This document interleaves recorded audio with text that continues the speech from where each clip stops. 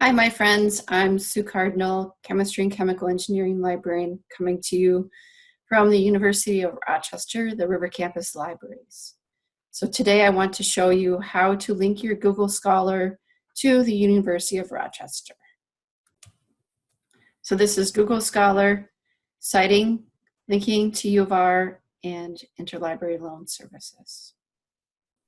Here's Google Scholar at scholar.google.com. So I'm going to search for some cheerful flowers, tulips and flowers.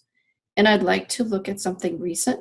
I could filter to recent things since 2019 here over in the side of Google. I can include patents or not and include citations or not. So I'm going to leave the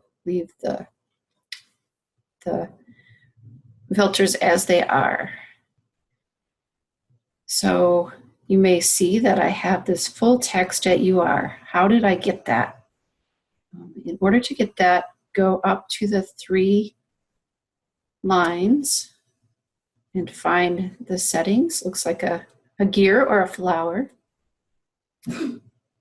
And go to your library links, search for Rochester, and you'll find many choices. Click on University of Rochester and save. And now your full text at UR will show up. And so if I click on this, it should take me to the full text, ideally.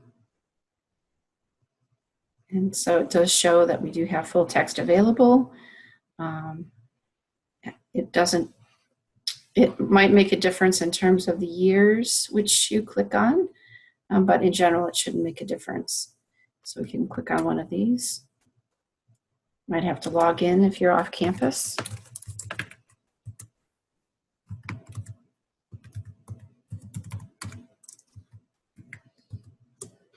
Hopefully I got that right.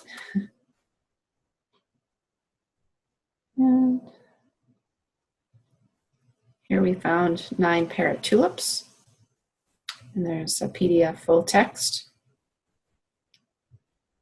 And if I want to cite this, there's a link to cite it. Various citation formats that I can copy and paste into my document. I can also export to a bibliographic management system. So back in Summon, there are also ways to cite something. And copy the citation. Or back in Google Scholar, you can also cite things. 9 parrot tulips. Click on this.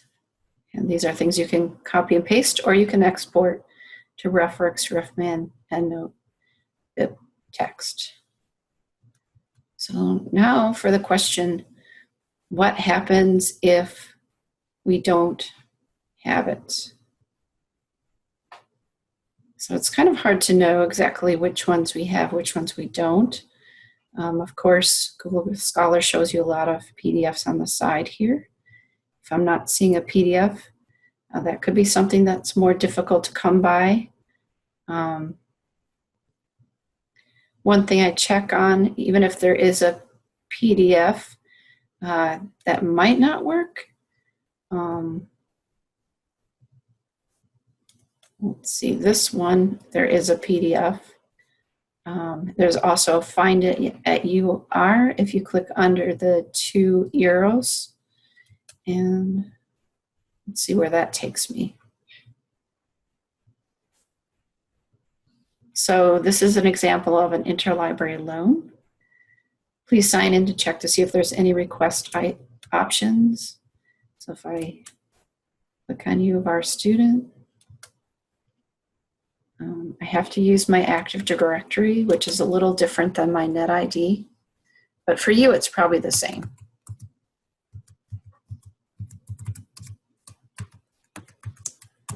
Okay, let's see how this is going to go. All right, and here is the interlibrary loan option. So we click on this. It's for electronic items only, so it's really mostly for articles or book chapters. I don't think I did that right. Back to my NetID. And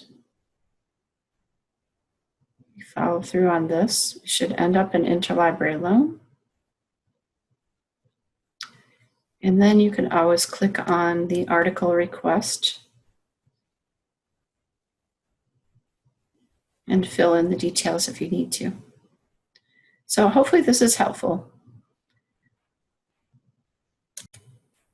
So thanks for listening. And if you have any questions, go to our webpage at library.rochester.edu. Bye.